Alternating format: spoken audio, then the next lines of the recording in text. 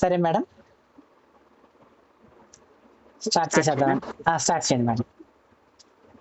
Sir Hare Krishna, నమస్తే sir. నమస్తే madam. నిన్న మీరు నాకు వర్ణాశ్రమం గురించి చెప్పారు. వర్ణాశ్రమం అంటే ఏంటి అనేది. సారీ, వర్ణాశ్రమం కాదు, అదే పురుషార్థం గురించి చెప్పారు. అవునండి. ఆ పురము అనగా శరీరం అని అర్థం, అంటే దాని సుఖంగా గడిపే జీవితం గురించి అని చెప్పుకొని వచ్చారు. అవునండి. అయితే ఆ పురుషార్థాలు, మరి చతుర్వేద పురుషార్థాలు అంటారు కదా. అవునండి. ఆ చతుర్వేద పురుషార్థాలు అంటే ఏంటి, అవి అంటే మన జీవితంలో ఎలా ఉపయోగపడతాయి, ఎలా తీసుకోవాలి వాటిని? చతుర్వేద పురుషార్థాలు అంటే ధర్మ, అర్థ, కామ, మోక్షము. ధర్మము, అర్థము, కామము, మోక్షము. జాగ్రత్తగా ఉండండి, వినండి. పెన్న పేపర్ అంటూ ఊరికి రాయండి, లెక్కగా చూద్దాం. ఫస్ట్ ధర్మము అంటే ఏంటో తెలుసుకోవాలి. ఫస్ట్ మనకి రకరకాల దేవుళ్ళు ఉన్నారు. రకరకాల దేవుళ్ళు, దేవతలు, రకరకాల మంది ధర్మం గురించి రకరకాలుగా చెప్పారు. అసలు ఒరిజినల్ ధర్మము అంటే అర్థము ఒకడే ఒకటి చెప్పాడు. వాడు ఎవడు అంటే, ఒక ఇంటి పని మనిషికి పుట్టిన కొడుకు. మహాభారతంలో విదురుడు చెప్పాడు. అదేంటనుకుంటున్నారు? ఎదుటివాడు నాకు ఏమి చేస్తే నేను ఇబ్బంది పడతానో అది నేను ఎదుటివాడికి చేయకుండా ఉండడం ధర్మం అని చెప్పాడు. ఇంతే. ఇంతకన్నా ధర్మం గురించి చివరికి శ్రీకృష్ణుడు కూడా చెప్పలా. మన సనాతన ధర్మం అనే మన ఇండియాలో ధర్మం అంటే అంత గొప్పది. ధర్మం అంటే ఏంటి? ఎదుటివాడు నాకు ఏం చేస్తే నేను ఇబ్బంది పడతాను, నేను ఎదుటివాడి చేయకుండా ఉండడం ధర్మం. ఇంకా సింపుల్గా చూడండి, నేను రోడ్డు మీద వెళ్తుంటే నన్ను నాకు తెలిసిన వాడు పలకరించలా, నాకు ఇబ్బంది కలిగింది, నేను అది ఎదుటివాడి చేయకుండా ఉండడం, ఇంతే ధర్మం. అది వదిలేయండి. ఇక్కడ చతుర్వేద పురుషార్థాలు 4 పురుషార్థాలు ధర్మ, అర్థ, కామ, మోక్ష అంటే చూడండి. ధర్మము అంటే అసలు ఈ 4 ఎందుకు పెట్టారంటే, ఒక మనిషి లైఫ్ ని ఫుల్ఫిల్ గా పూర్తిగా ఎలా అనుభవించడానికి ఇది పెట్టారండి. అంటే కొంతమందికి ఎలా బతకాలో తెలీదు. అంటే కొంతమంది మందు కొట్టు బతుకుతారు, ఇది కొట్టు బతుకుతారు, అది కొట్టు బతుకుతారు. ఎలా బతకాలో అని చెప్పడానికి 4 దారి ఇచ్చారు. అందులో మొదటిది ధర్మం. ఇక్కడ ధర్మం అంటే ఎలా జీవించాలి అని తెలియనివ్వండి. ఇక్కడ అర్థం అంటే ఎలా సంపాదించాలి అని అర్థం. అంటే అర్థము సంపాదన, ఎలా సంపాదించాలి. కామం ఎలా అనుభవించాలి అని చెప్పేది. మోక్షం ఏం తెలుసుకోవాలి అని చెప్పేది. ఇంతేనండి, సింపుల్. ఏం లేదు, మళ్ళీ చెప్తాను. ధర్మం అంటే ఎలా జీవించాలి, అర్థం అంటే ఎలా సంపాదించాలి, కామం అంటే ఎలా అనుభవించాలి, మోక్షం అంటే ఏం తెలుసుకోవాలి. ఇంతేనండి. మనిషి ఎలా జీవించాలనేది మరి ఈ 4 అదే కదా. చూడండి శాస్త్రం ఏం చెప్పిందో చూడండి. ఫస్ట్ ధర్మం అంటే నువ్వు ఎలా జీవించాలో తెలుసుకో చెప్పింది. మంచిది. ఎలా జీవించాలి? అర్థము అంటే ఎలా సంపాదించాలని. ఒకటి జోబులు కొట్టకుండా సంపాదించాలి, లంచాలు బల్ల కింద లంచాలు పెట్టకుండా సంపాదించాలి, ఎదుటివాడి నాశనం చేసి ఆడి దగ్గర మిగిలిన డబ్బులతో మనం ఉండడం కన్నా చెయ్యాలి. ఆ డబ్బులతో మనం బతకకుండా ఉండేలాగా సజావమైన డబ్బులు సంపాదించు అని చెప్పింది. అదే అర్థము. తర్వాత కామం అంటే ఎలా అనుభవించాలి. ఇప్పుడు నా దగ్గర డబ్బులు ఉన్నాయి, కోరికలు. నా దగ్గర డబ్బులు ఉన్నాయి, బారికలు మందు కొడతా. నా దగ్గర డబ్బులు ఉన్నాయి, అమ్మాయిలతో తిరుగుతా. నా దగ్గర డబ్బులు ఉన్నాయి, పేకాట ఆడతా. నా దగ్గర డబ్బులు ఉన్నాయి, గుర్రం పందాలు వేస్తా. కుదరదు. అది ఎలా ఉండగలగాలి? అనుభవం. చూడండి, సింపుల్ గా చెప్తానండి. తిండి మంచిదే కదా, తిండి తినడం వల్ల ప్రపంచంలో, కానీ అనుభవించాలి కదా అని రోజు కేఎఫ్సి చికెన్ బకెట్లు తినేస్తే, థమ్సప్ తాగేస్తే ప్రాబ్లమే, తప్పే కదా. అనుభవించడంలో కూడా సరైన అనుభవించాలి. శరీరాన్ని బాధ పెట్టిన వాళ్ళు అవుతాం. అంతే కదా, మన శరీరాన్ని బాధ పెట్టు. నేనే కదా చెప్పుకున్నాం మనం, నాదానుసంధానని. కాబట్టి ఇక్కడ విషయం ఏంటంటే, అనుభవించడంలో కూడా నిన్ను నువ్వు ఇబ్బంది పెట్టుకోకుండా, ఎదుటి వాళ్ళు ఇబ్బంది పెట్టకుండా అనుభవించాలి. ఇలా అనుభవించేస్తే జీవితం అయిపోలేదండి. కోట్ల డబ్బులు చాలా మందికి ఉన్నాయి. వచ్చిన డబ్బులు ఎలా సంపాదించాలో ఉన్నాయి, ఎలా అనుభవించాలో తెలుసు. కానీ ఇంత తెలిసిన తర్వాత లాస్ట్ ఒక లోటు ఉంటది. ఏం బతుకిది, ఏం జీవితం ఇది? పొద్దునే లెగుస్తున్నాం, పనికి వెళ్తున్నాం, తింటున్నాం, బాత్రూమ్కి వెళ్తున్నాం, పడుకుంటున్నాం, పొద్దునే లెగుస్తున్నాం, తింటున్నాం, బాత్రూమ్కి వెళ్తున్నాం, పడుకుంటున్నాం. ఇది కాదే, ఇంకొకటి ఉందే. అది ఏది తెలుసుకుంటే అది ఉపయోగపడుతుందో అదే మోక్షం. మోక్షం అంటే మోహక్షయం. అంటే ఇప్పుడు వరకు ఈ ప్రాపంచిక విషయాల మీద భోగించి రాగించి ఉన్న మనం ద్వేషించడం కాదు మోక్షం అంటే. అది నాకు ఇష్టం లేదు అని చెప్పడం కాదు, విరాగత్వం కాదు, రాగం లేకపోవడం కాదు. మోక్షం అంటే దాంతో ఉపయోగం లేదు అని తెలుసుకోవడమే. అది ఏది తెలుసుకుంటే చెప్పండి. మరి అర్థం అంటే మనం సంపాదించడం అన్నాం కదా, అవును అవును అర్థం. అలాగే ధర్మం అంటే ఎదుటి వారికి ఎలాగా కష్టం కలగకుండా, ఏది కష్టం కలిగితే మనకు అది కష్టం అనిపిస్తుంది అది ఎదుటి వారికి చేయకుండా ఉండడం అని చెప్పారు. అవునండి. మరి అర్థం అంటే సంపాదించడం, మన సంపాదన, దాన్ని ఎలా ఖర్చు పెట్టాలి? సంపాదన అంటే కేవలం డబ్బు సంపాదన కాదు, కుటుంబ సంపాదన, సార్ అన్ని అన్ని అన్ని అర్థం ఫ్రెండ్షిప్ సంపాదించుకోవడము అన్ని. సార్ ఫ్రెండ్షిప్ అర్థంలోకి వస్తుందా సార్? అర్థం అంటే మన బ్రతకడానికి ఉపయోగపడేది కదా. ఫ్రెండ్షిప్ కానీ తిండి లేకుండా, తిండి గింజలు లేకుండా, లేదంటే ధాన్యాలు లేకుండా. ఇక్కడ ఫ్రెండ్షిప్ అనే పేరు మనం పెట్టుకున్నాం కానీ అది బంధుత్వం. మనిషి బంధుత్వం లేకుండా బతకలేడు. ఇప్పుడు వ్యవసాయం ఉందండి, ఒక్కడు వ్యవసాయం చేస్తాడంటే ప్రపంచంలో? పోనీ మీరు వ్యవసాయం చేసి ఈ సంవత్సరం అంతా వడ్లు పండించారండి, మరి కూరలోకి టమాటా ఎవడు పండిస్తాడు?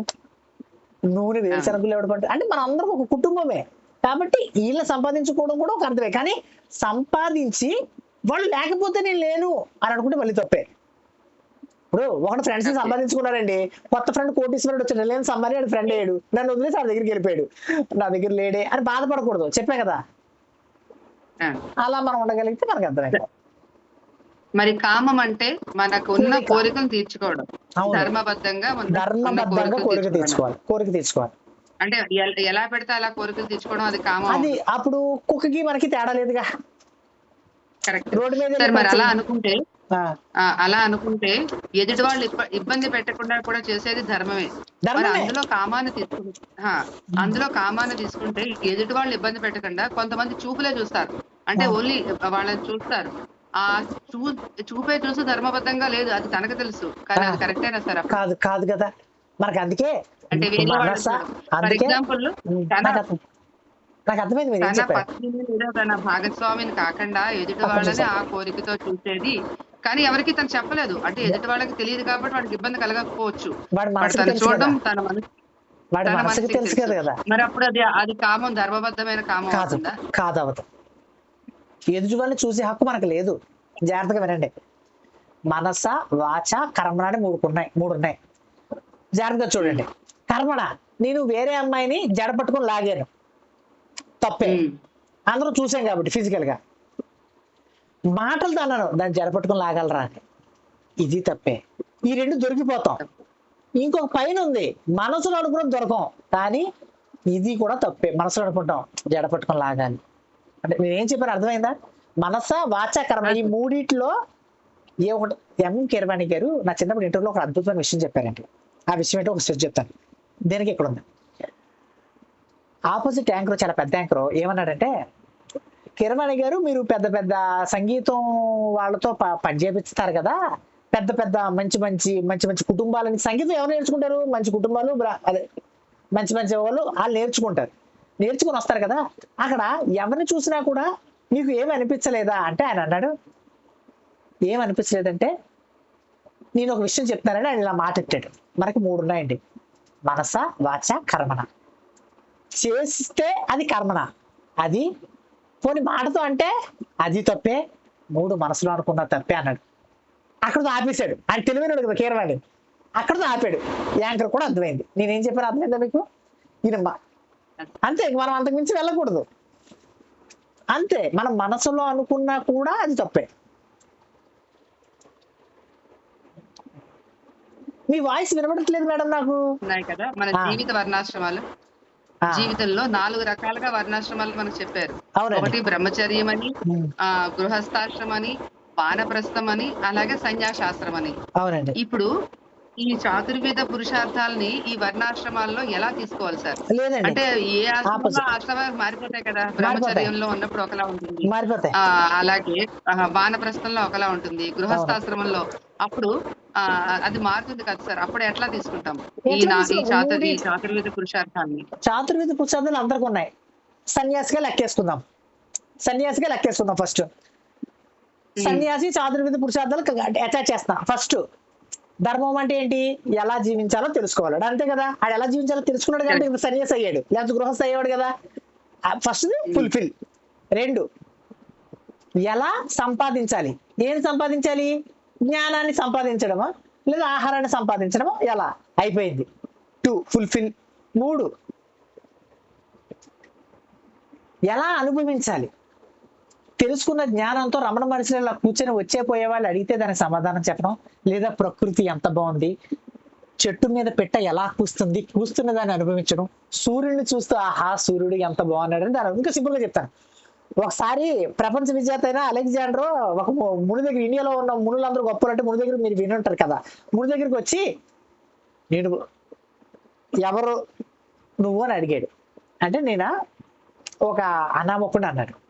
అప్పుడు ఆ ముని ఇలా పడుకొని నువ్వెవడం అన్నాడు. అలెగ్జాండర్ ది గ్రేట్, విశ్వానికి ప్రపంచాన్ని అంతా జయించిన వాడిని అన్నాడు.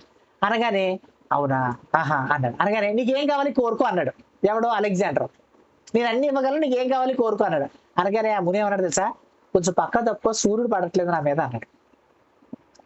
విటమిన్ డి తీసుకుంటాడు, సూర్యుడు పడాలి తప్పు అన్నాడు. దెబ్బకి కళ్ళు బయలుగా వెళ్ళిపోయాడు. ఇంత అయిపోయింది. ఆ సూర్యుడు అనుభూతి చెందుతున్నాడు, శివుడిని అనుభూతి చెందుతున్నాడు. అంటే ఎలా అనుభవం చెందాలి కూడా ఆయనకి తెలుసు. అంటే కామం కూడా అయిపోయింది. ఇక మోక్షము, ఇవి చేశాక మిగిలేదు మోక్షమే కదండి. సింపుల్ అయిపోయింది. మన వాళ్ళు ఒక అట్ట ఫిట్టింగ్ పెట్టించారంటే అది సూపర్ సూటబుల్. ఇది చైనా ప్రోడక్ట్ కాదు, చేతిలోంచి కింద పడిపోతే ఫోన్ పని చేయదండి అని చెప్పడానికి. ఇది మేడ్ ఇన్ ఇండియా, ఉక్కు కవచంలా ఉంటది. మంచిది. అది సన్యాసాశ్రమానికి తీసుకుందాం. మరి అలాగే బ్రహ్మచర్యంలో అయితే ఎట్లా తీసుకుంటాం, గృహస్థాశ్రమంలో? నేను దీని గురించి ఒకటి చెప్తాను. చిన్నప్పటి నుంచి ఒక మిత్ ఉంది. ఆ మిత్ ఏంటంటే ఫస్ట్ బ్రహ్మచర్యం అవుతుంది, తర్వాత గృహస్థ అవుతుంది, తర్వాత వానప్రస్థ అవుతుంది, తర్వాత సన్యాసం అవుతుంది. అవదండి. LKG, UKG, first class, second class అలాగా బ్రహ్మచర్యం, గృహస్థు, వానప్రస్థ అవదండి. ఇప్పుడు చూడండి ఎలా జంపింగ్లు కొడతానో చూడండి. ఇప్పుడు మనకు అనుకోండి బ్రహ్మచర్యం చేసాం, చిన్నప్పుడు చదువుకున్నాను, గృహస్థ అయ్యాం, తర్వాత వానప్రస్థలోకి ఆశ్రమం కొడుకుని వెళ్దాం అనుకుంటున్నాం, తర్వాత సన్యాసం అవుతాం. ఇది ఓకే. మరి అలాగైతే మరి మన ఆదిశంకరాచార్యులు ఏమయ్యాడు? బ్రహ్మచర్యం నుంచి డైరెక్ట్ గా 4వ దగ్గరికి వెళ్ళిపోయాడు. పాము 4వ దగ్గరికి వెళ్ళిపోయింది తనది, సన్యాసాశ్రమంలోకి వెళ్ళిపోయాడు. తన వైకుంఠపాలిలో డైరెక్ట్ గా వెళ్ళిపోయాడు 100 మెట్టుకి. జంపింగ్లు జరుగుతాయి ఇక్కడ. 1 అని ఆశ్రమం LKG, UKG, first class, second class కాదు. ఇది మన జంపింగ్లు జాగింగ్లు ఉంటాయి ఇందులో.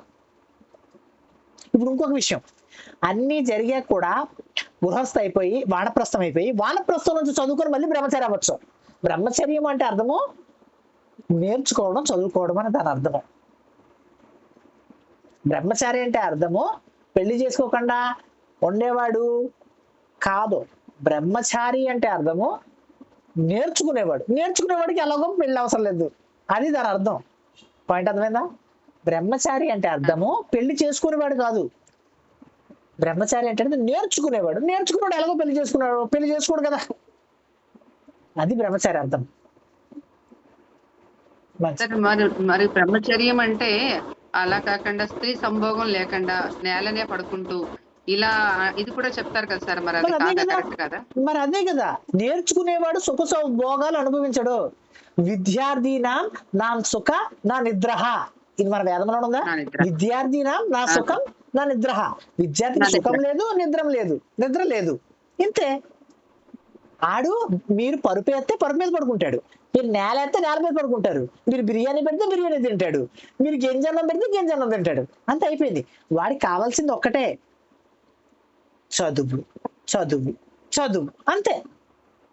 అది అప్పుడు ఇంతవరకు నేల మీద అంటే సింపుల్ గా జ్ఞాన సంపాదన అంతే. మన తెలుగులో డబ్బింగ్ చెప్పాలంటే నేర్చుకోవడం.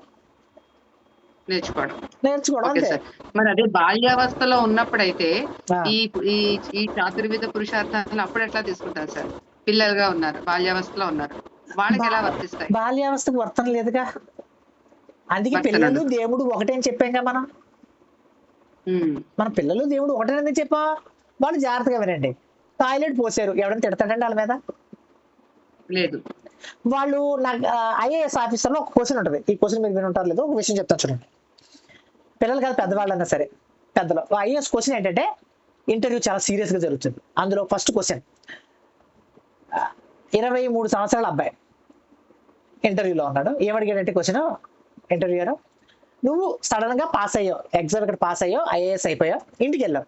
ఇంటికి వెళ్ళగానే మీ చెల్లి బట్టలు లేకుండా వచ్చింది, నువ్వేం చేస్తావు అని అడిగారు. ఏమడిగారు? మీ చెల్లి బట్టలు లేకుండా వచ్చింది, ఏం చేస్తాం? సార్ మా చెల్లి ఎందుకు బట్టలు లేకుండా వస్తుందిరా, రే ఏమంటే ఏం మాట్లాడుతున్నారా అట. ఆయన ఏం ఆన్సర్ చెప్పాడు తెలుసా? బట్టలు లేకుండా వస్తే నేను ముద్దు పెట్టుకుంటానండి అని చెప్పాను. ఎందుకు అంటే, బట్టలు లేకుండా అన్నయ్య ముందుకు వచ్చిందంటే తన చంటి పిల్ల అయి ఉంటుంది, 5 నెలలు 6 నెలలు అయి ఉంటది, సంవత్సరం అయి ఉంటది అని చెప్పాడు. ఇంతే. అంటే చిన్న పిల్లలకి బట్టలు ఉన్నా లేకపోయినా మనకు ఆ దృష్టి రాదు, కాబట్టి వాళ్ళు దేవుడితో సమానం, వాళ్ళకి ఎటువంటి లెక్క లేదు, వాళ్ళు ఎలాగైనా బతకొచ్చు. అందుకే వాళ్ళని మనం పోషిస్తాం. మన గుండెల మీద తొంతా ఉంటారు వాళ్ళు. ఎవడైనా తండ్రిని కాలుతో తనొచ్చండి, మరి చిన్నపిల్లలు తల్లిని తండ్రిని కాళ్ళ మీద గుండెల మీద తంతుతారు, వాళ్ళకి లెక్కలు వర్తించవు, కండిషన్స్ అప్లై వాళ్ళకి. వాళ్ళకి కండిషన్స్ అప్లై. మంచిది, మంచి ప్రశ్నలు అడిగారు, మంచి విషయం, సంతోషం. ధన్యవాదాలు సార్. ధన్యవాదాలు కృష్ణ.